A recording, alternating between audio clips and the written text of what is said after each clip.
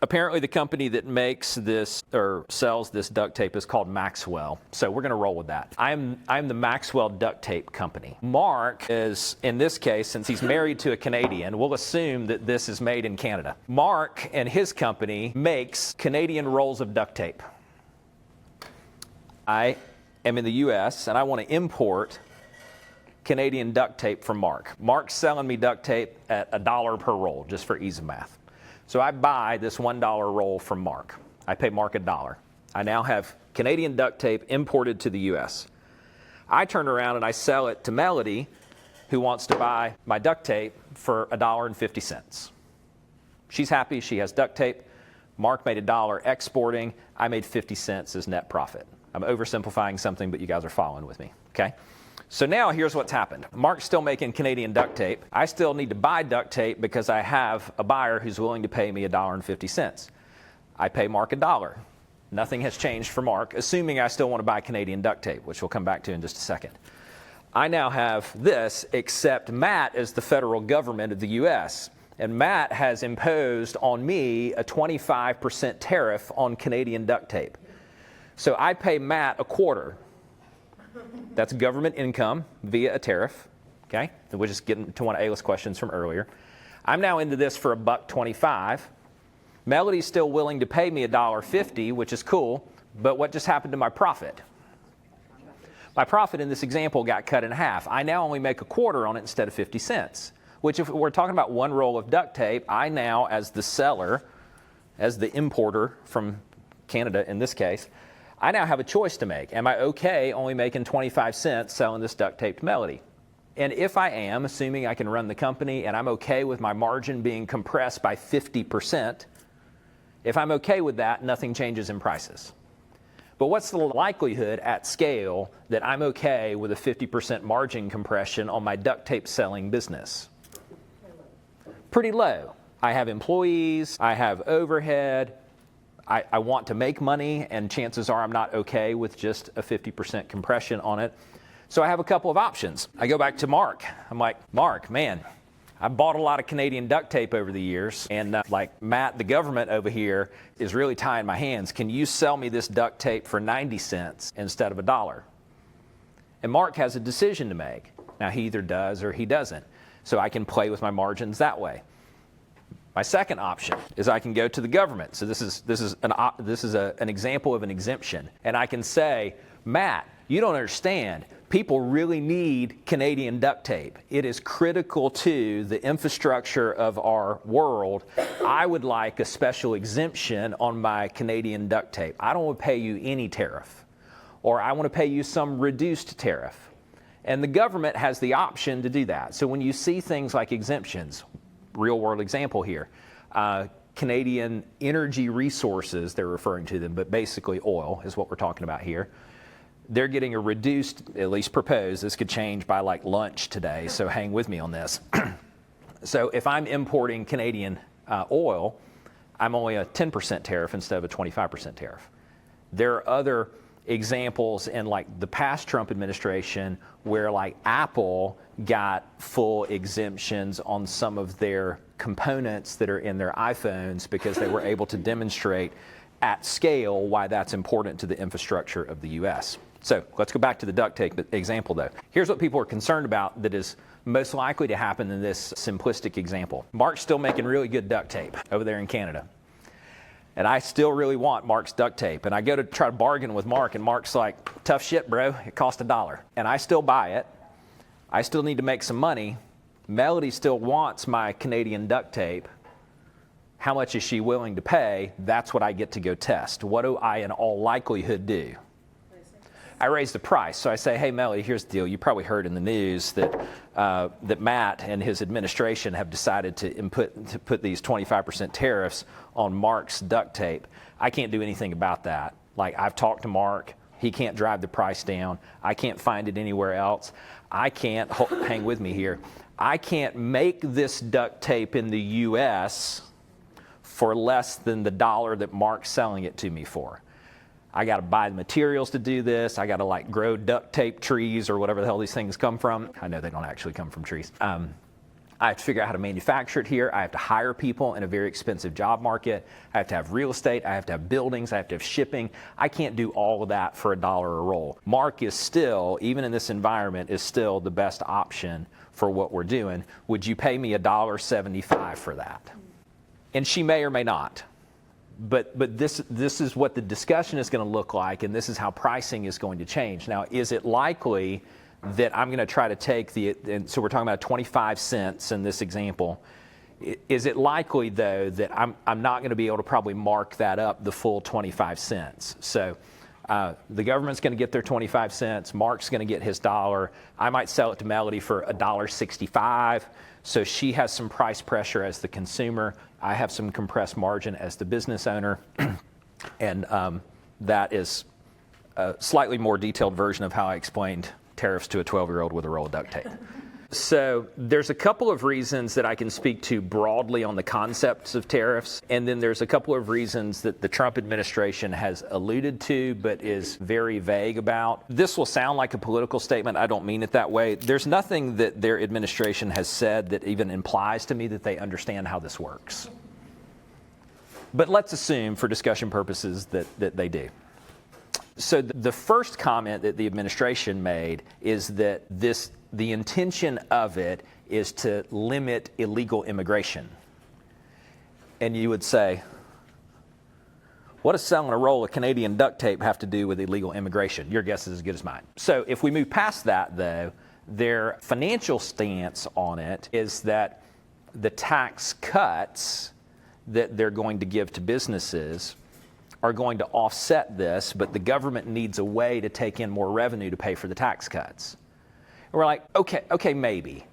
But that's far more complicated than I'm capable of doing the math on. But if you read this article and some other stuff that I'll send you, what the smartest economists in the country agree on is that this thing is inflationary. And the question is, to what extent? The numbers that I've seen seem to be around 0.7 to 1% per year inflationary to the typical U.S. consumer. What does that mean?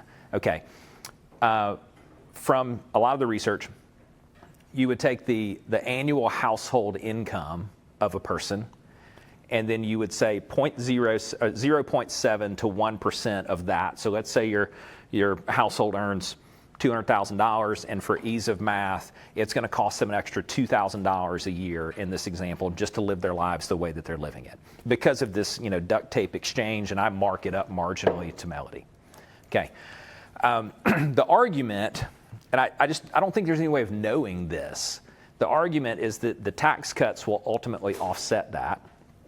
So this $200,000 income earning household pays less in taxes, and it kind of washes out the fact that Melody had to pay $1.65 for the duct tape instead of $1.50 because she kept more money that she would have otherwise paid to the government in taxes. But that kind of breaks down a little bit in my mind, because who ended up paying the tax via a tariff? The business owner of the duct tape factory, or the duct tape, whatever my role is in this. So then the argument is like, okay, well, maybe because my corporate taxes are a little bit lower, that I could also absorb that.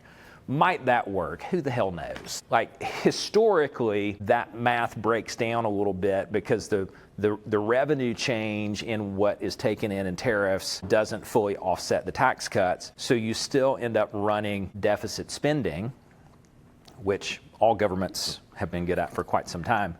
Random side note on deficit spending.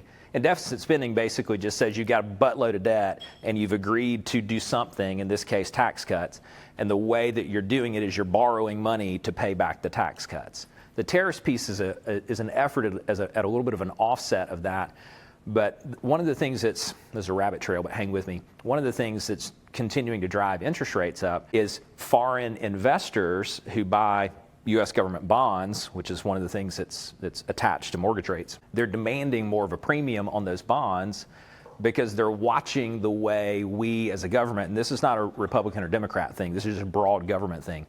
They're watching the way that we're managing the federal budget and deficit spending and saying, if I'm going to lend, sorry to keep picking on Matt, but all of you pay me, so I'll pick on him. If I'm going to continue lending money to Matt to run his government, and I don't really like the way Matt's running his government, if I'm still going to lend to him, I need to get a higher rate on my money. and that's what pushes rates up further. The other thought, and then I'll pause because I know we're tying a couple of things together about this roll of duct tape. The other thought is that, okay, if I'm going to have to pay 25% to the government to buy my $1 roll of Canadian duct tape, and assuming that's going to be in play for a long time, then I have to do one of two things if I don't want to pay Mark $1 and pay the government 25 cents. I either have to figure out a way to manufacture this for less than $1.25, which maybe I'm incentivized to do if these are going to be in place for the long term. So let's say that now I figure out a way to produce this for $1.10 instead of $1. I've now onshored, you've heard this term, I've now onshored duct tape manufacturing, and I sell it to Melody for whatever price. So that's probably the big argument that's being made in this sort of political opinion about how tariffs could or should work, is the incentive to do that. Like, good luck. So here, there's a couple of examples that I think are, well, let me give you one other thing in how this sort of economically could work that I think is inflationary. And then we'll talk about the impact on housing, and then we'll talk about the impact on rates. And we'll figure out what the hell we're going to do about all of this, assuming that something doesn't change this afternoon, which it probably will. Isn't this fun? Job creation, which would make him look good. Well, yes, it could, long term, right? So, yes, and that's where, like, if you saw some of President Trump's comments over the weekend, and the comments, don't quote me exactly on this, but it was pretty close. It's like short-term pain for some longer-term gain. And the idea behind the longer-term gain, if, all caps, if it works, is that if we onshored the manufacturing of the duct tape, I'm going to have to hire people to make this duct tape. And then that creates more jobs, and now we keep the money in-house. But what does that also do with one of our best and nicest trade partners and allies in the world across the border in Canada? Yeah, so Mark, how do Canadians feel about this since you're married to one? Booing our national anthem during the hockey games. That's how they feel about it. Yep. Yep. Yeah, same thing happening in Mexico, too. Which is geopolitically, like, this is Bill's opinion, so you're welcome to take it or leave it. I don't think you go kick your allies in the nuts. Like, probably not a cool idea. And that's sort of what's happening right now, but, you know, I was near my phone most of the weekend and nobody called me to ask, so it's okay. Here's the other thing in this duct tape example, though, that is a short-term likelihood. Let's use that word. Short-term likelihood is, let's say that I am an American duct tape manufacturer. Mark still exists. He's still making duct tape. Previously, the arrangement was he would sell it to me for $1 or sell it to somebody for $1. Now, the net cost of that is $1.25. I was selling duct tape for $1.10. So let's put Jason in this. Jason is an American manufacturer of duct tape, pre-tariff. I could buy Jason's duct tape for $1.10. I could buy Mark's duct tape for $1. I was buying Mark's duct tape for obvious mathematical reasons, nothing personal. But now, my arrangement with Mark's Canadian duct tape is $1.25. But here's Jason making duct tape in Greenwood, selling it for $1.10 a roll. He could sell it for $1.20 now. He could sell it for $1.20. He could theoretically sell it for $1.24. He could change nothing about his process other than maybe assume he's going to take in some additional demand, Canadian duct tape shifting to Greenwood duct tape, and now he's gonna mark that price up. Okay, good for him. That's awesome. This is part of the theory of like how it could help a domestic manufacturer of duct tape. He might have to hire some more people to do it, et cetera, et cetera. However, now what happens to Melody, right? Somebody's got to pay the higher price here, because in this case, now the government's cut out of this. Okay, cool. Now Jason's selling me duct tape at $1.24 a roll, which is still a deal to me because I'd have paid $1.25 buying it from Mark and paying the government, but I still have to mark it up to Melody, right? Okay, so this is inflation on a domestically made product in the short run, which is also why all economists seem to think that tariffs are inflationary.